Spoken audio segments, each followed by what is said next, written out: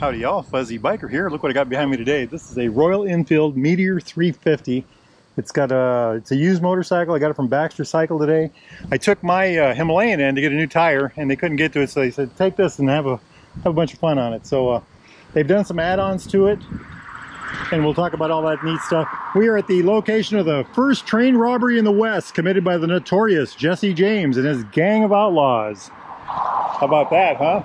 So an interesting side note right quick. This whole thing disappeared one day, and it was gone for years.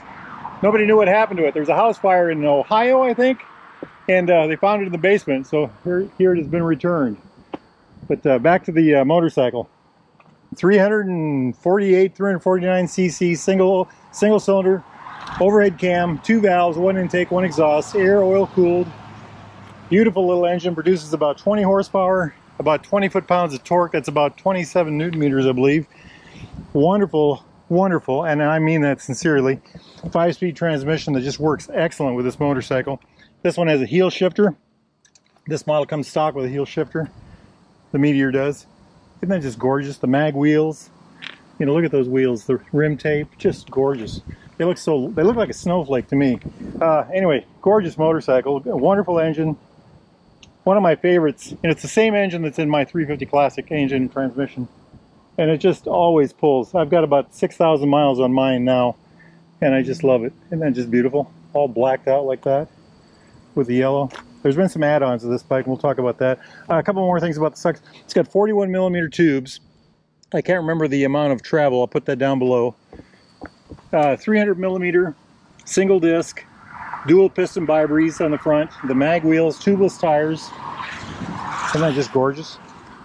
This one has had a fairing added to it for windshield. It's also had these Royal Enfield handguards added to it, which is very nice. Other things have been done to it. We'll talk about that in a minute. It's a dual shock rear end. And again, I don't remember the travel for the rear end. I wasn't ready for this review. Like I said, they kind of sprung this bike on me. Lucky guy, right? So anyway, I'll put the travel for the rear and the back. Also with the wheelbase. I think this has about a 55-inch wheelbase, or close to 1,400 millimeters. Weight on this motorcycle is 420 pounds wet. That's with a full tank of fuel. And I think this has about a 4-gallon tank, about 16 liters, 15, 16 liters. Weight, so that'd be about 195 kilograms. Very nice motorcycle. They've added these bags to it. We kept this one open. This one's up.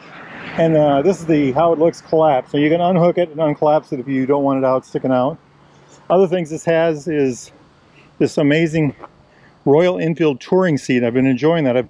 I put about 30 miles on this bike already today. I plan to put another 100 on it yet, but I can really feel this lumbar support that's right here. Isn't it? It just looks good, doesn't it?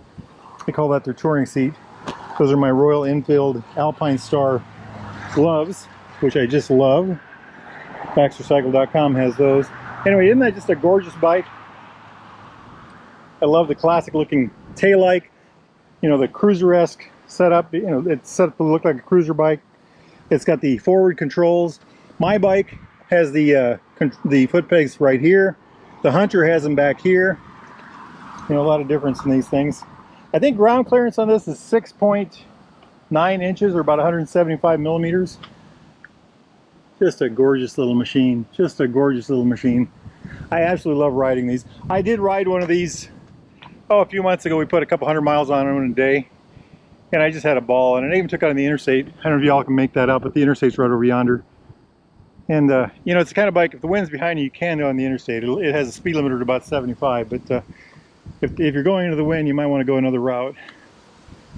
I love it. Let's see, what else can I show you about this wonderful little hot rod? I love the milled ends on the fins here.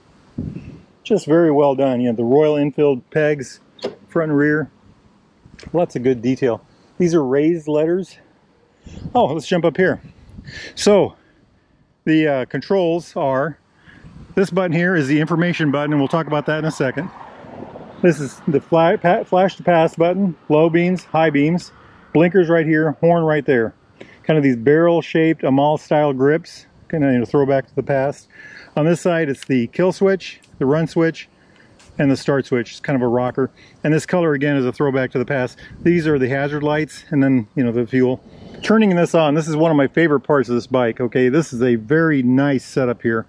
It's got an analog speedometer on the top, a digital fuel gauge here, a gear indicator, time, and then down here it's on trip A right now. I talked about this information button over here.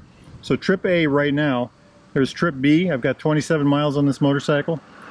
The bike has 1,601 miles on it total, that's odometer. And then we're back to trip A. And down below we've got a battery light, ABS light, and engine light.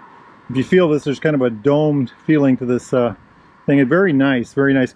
This over here is the trip nav system, and maybe we'll play with that tomorrow. And just while we're up here looking around, notice the covers, the caps that are on the end of the forks. Very nice finishing touch. It's a very nice place to be. Brake lever and the clutch lever. It's kind of hard to show you on this motorcycle, but these levers are some of my favorite ones on the market. Maybe I can show you better over here. They've got a really good bend to them, sweep to them. They grow wider as they come out this way. They've got a good radius on them. They're just very comfortable to use. Like I said, probably one of my favorites out there. And the windshield actually works very well. The windshield was, the wind was hitting me right about here, so my helmet was in the air, but my chest was clear of the turbulence. So it you know, took the pressure off my body, but my head was still in the open. And amazingly, I didn't get any bugs on me, so it works pretty well. Good looking motorcycle, isn't it? Just a beautiful, beautiful machine. I like it. I like it. I like it so much, I'm going to go take that hot rod and go for another 100 miles. We'll try to get 100 miles on it tonight, and probably a couple 100 miles tomorrow, and supposed to have it back. This is Tuesday. We're supposed to have it back on Thursday, so we'll see what we can do before then. Life is good. Get out there and ride, my friends. Wahoo!